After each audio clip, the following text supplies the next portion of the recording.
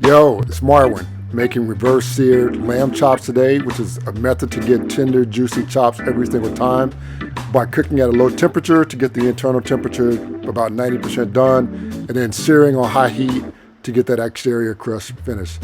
I'm starting by, cutting up my lamb. I wanted like a 2-bone lamb pieces for, you want thicker cuts to cook slow and not overcook.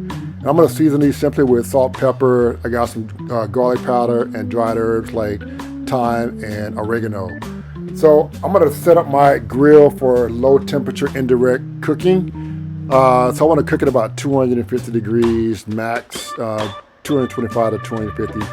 And so I'm going to start with low temperature. I'm going to smoke my lamb chops for about 20 to maybe 30 minutes at the low temps at 250 degrees max, as I said earlier.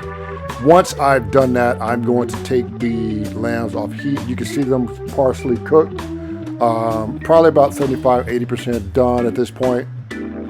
So I'm going to take them off, and then I'm going to adjust the settings on my grill for more high heat direct grilling. And what that means for me, since I got an egg style grill, I'm going to open up the vents to let some of the air in and to let the air out, so that my heat really takes off and gets really hot, and I can get that nice seared crust on all sides, cooking directly over the heat.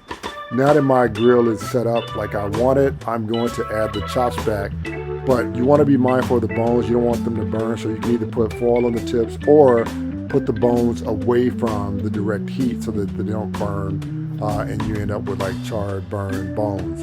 So now I'm going to sear on all sides. It's probably going to take about 1 to 2 minutes per side. I like to sear the fat and then both sides of the lamb.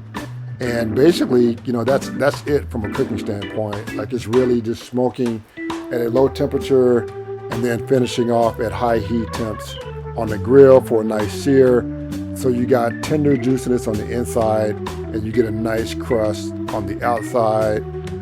It makes it a really enjoyable eating experience. And so, you can kind of give it the tong test, and by testing for, how much give is in the chops, or you can use a meat thermometer to make sure that the chops are cooked to your preferred internal temps.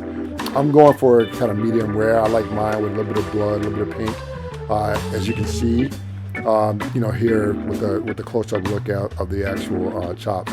And so these are beautiful chops. They came out great. They got the perfect temperature. If you want like them a little more medium or well done, you can just cook them a little longer before the high heat sear.